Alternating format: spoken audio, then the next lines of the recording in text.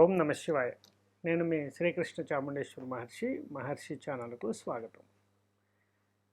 2024 శ్రీ క్రోధినామ సంవత్సరంలో మీనరాశి వారికి ఎలా ఉంది అనేది తెలుసుకుందాం. ఆరోగ్యరీత్యా అంటే మీనరాశి వారికి అంతా బాగానే ఉంది, కానీ కొంత అనారోగ్య సూచనలు ఉన్నప్పుడు ఏం చేయాలి అనేది, అది కూడా ఎలా ఉంది అనేది ఒకసారి చూద్దాం.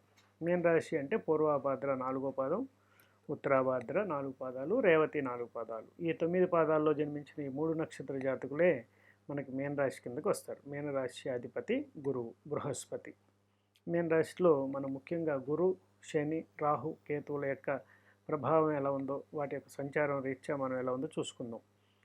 మీనరాశి నుండి లగ్నంలో అంటే మీనరాశి జన్మంలో రాహువు, వ్యయంలో శని, అలాగే తృతీయంలో గురువు, అలాగే సప్తమంలో కేతువు.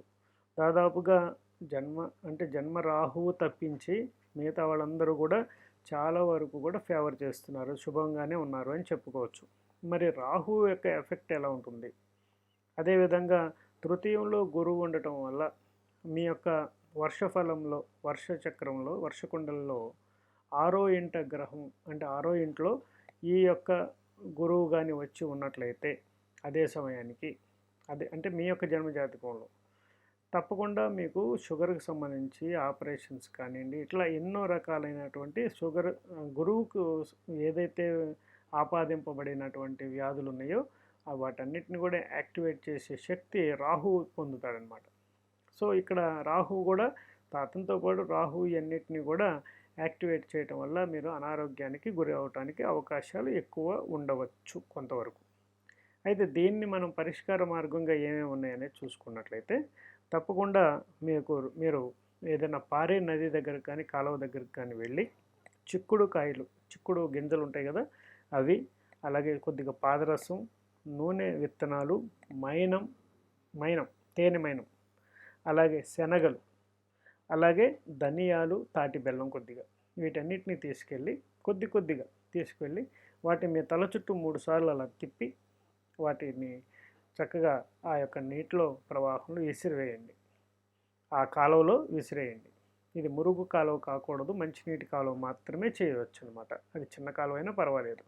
ఇది చేయటం వల్ల మీరు తొందరగా ఇప్పుడు ప్రజెంట్ ఏదైతే అనారోగ్య సూచనలతో మీరు బాధపడుతూ ఇబ్బందులు పడుతున్నారో, మానసికంగా కానివ్వండి, శారీరకంగా కానివ్వండి, అలాగే ఆర్థికంగా ఆటోమేటిక్గా ఇబ్బంది పడతారు ఈ రెండు జరిగినప్పుడు. కాబట్టి మీరు వీటన్నిటిలో నుంచి కూడా చాలా తొందరగా రికవర్ అయ్యే అవకాశం ఉంటుంది.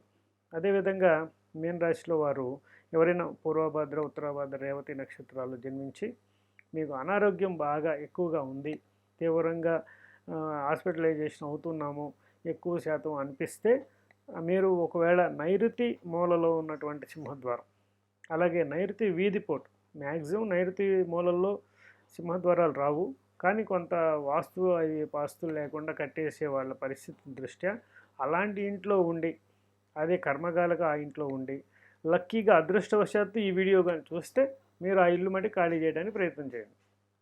అలాగే రోడ్డు సోల వీధిపోటు అంటాం, ఆ వీధిపోటు నైరుతి వీధిపోటు ఉండి, నైరుతి మూలలో వీధిపోటు కానీ వస్తూ మీ ఇంటికి కానీ ఎక్కడైనా సరే వచ్చినా ఇమీడియట్లీ దానికి పరిష్కార మార్గం, లేకపోతే దాని నుండి బయటపడటం కానీ, అంటే దాన్ని అమ్మేయటం కానీ స్థలాన్ని, లేకపోతే దాని నుంచి ఖాళీ చేయటం కానీ, దాని నుండి తక్షణమే పరిహారం చేసుకోవడం కానీ చేయాల్సిన అవసరం ఉంటుందన్నమాట. ఇవి మామూలుగా మనం చెప్పాల్సినవి. అయితే ఇంకా ప్రత్యేకమైన రెమెడీస్ మీకోసం నేను కొన్ని సిద్ధం చేయడం జరిగింది. వాటిలో ఏంటంటే, ఒక బంగారపు కాయిన్ అంటే చిన్న హాఫ్ ఇంచ్లో ఒక కాయిన్ని తీసుకొని దాన్ని ఒకవైపు సూర్యుడు, ఒకవైపు చంద్రుడిని చెక్కించి దాన్ని చక్కగా కుంకుమ పువ్వు, జవ్వాది, అలాగే మనకి ఈ యొక్క కస్తూరి పసుపు అని ఉంటుంది, ఒక చిటికెడు, ఈ మూడింటిని కలిపేసి ఆ మిశ్రమంలో ఈ బంగారు బిళ్ళను పెట్టేసి ఒక కవర్లో, ప్లాస్టిక్ కవర్లో ఉంచేసి దాన్ని లేదా ఒక పొట్లంగా కట్టేసి అది మీ పర్సులో కానీ బ్యాగులో కానీ దగ్గరగా కూడా ఉంచుకోవడానికి ప్రయత్నం చేయండి.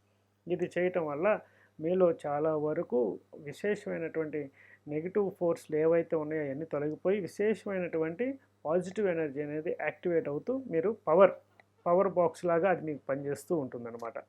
అది బాగా చేయడానికి ప్రయత్నం చేయండి.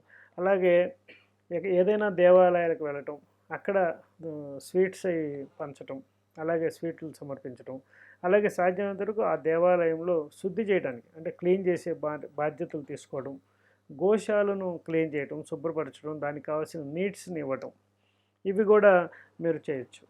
అదేవిధంగా పల్లెటూరులో మీన రాశి వారు పల్లెటూరులో వాళ్ళకైతే ఇది చాలా తొందరగా అవకాశం ఉంటుంది. పట్టణంలో ఉన్నవాళ్ళు, సిటీస్లో ఉన్నవారు ఈ రెమెడీ చేయడం చాలా కష్టమే అవ్వచ్చు. అయినా కూడా మీరు బతికున్న చేపలు అంటే వాళ్ళు పల్లెటూరులో కాలువల దగ్గర అక్కడ ఈ చేపలు పడుతూ ఉంటారు. వాటిని అక్కడే ఉండి ఆ పట్టిన తర్వాత మెల్లిగా వాటిని కొని వాటిని కొద్ది దూరం తీసుకెళ్ళి అతనికి అందకుండా పట్టేవాడికి, చేపలు పట్టేవాడికి అందకుండా అంత దూరంలో వాటిని మళ్ళీ నీటిలో వాటి బతికున్న చేపలను చక్కగా వాటికి మళ్ళీ నీటిలో వదిలి వాటికి ప్రాణభిక్ష పెట్టి చూడండి. మీరు అనుభవిస్తున్నటువంటి క్షోభ, మానసిక క్షోభ కానీ అన్నీ కూడా క్లియరెన్స్ అయ్యి క్షేమ, స్థైర్య, ధైర్య, విజయ, అభయ, ఆయుర, ఆరోగ్య, ఐశ్వర్యాలన్నీ కూడా యాక్టివేట్ అయ్యే విధంగా ఆ యొక్క వైబ్రేషన్ మీకు అందుతుంది. అంటే నేను చెప్పింది ఈ ఒక్క రెమెడీ అని కాదు, ఈ 4-5 రెమెడీలు చేయటం వల్ల ఇవన్నీ కూడా మీకు సిద్ధించే అవకాశం ఉంటుంది. అదేవిధంగా ఇంటి సింహద్వారానికి ఒక ఇరిగిపోని అంటే ఒక పసుపు కొమ్ము తీసుకుంటే దానికి పగిలిపోవటం కానీ ఇరిగిపోవటం కానీ లేకుండా చూసుకొని ఆ యొక్క పసుపు కొమ్ముని చక్కగా ఒక జానలో మీ చేతి జానతో అంత తాడు 9 పేటలుగా వేసి దాన్ని చక్కగా 3 ముళ్ళు ఆ పసుపు మొక్కకి చక్కగా కట్టేసి, దారం కట్టేసి దాన్ని సింహద్వారం పైన వేలాడదీయడానికి ప్రయత్నించండి. 2 పసుపు కొమ్ములు వేలాడదీయండి. అలాగే మీ ఇంట్లో కూడా పూజ గదిలో పసుపు, కుంకుమ, గంధం ఉన్నటువంటి గిన్నెలు వెండి గిన్నెలో ఎప్పుడు నిరంతరం పూజా మందిరంలో అవి ఉండే విధంగా చేసుకోండి. అంటే ఈరోజు పసుపు లేదు, ఈరోజు కుంకుమ అయిపోయింది, గంధం అయిపోయింది అని అనిపించుకోకుండా ఎప్పుడు వాటిని నిల్వ ఉంచి ప్రతిరోజు వాటిని వాడడానికి ప్రయత్నం చేయండి. అలాగే దత్తాత్రేయ పారాయణం కానివ్వండి, సప్తశతి పారాయణం కానివ్వండి, ఇవి మీరు దత్త క్షేత్రం దర్శించడం కానీ ఈ యొక్క పారాయణాలు వినటం వల్ల కూడా శుభ ఫలితాలు వచ్చే అవకాశం ఉంటుంది.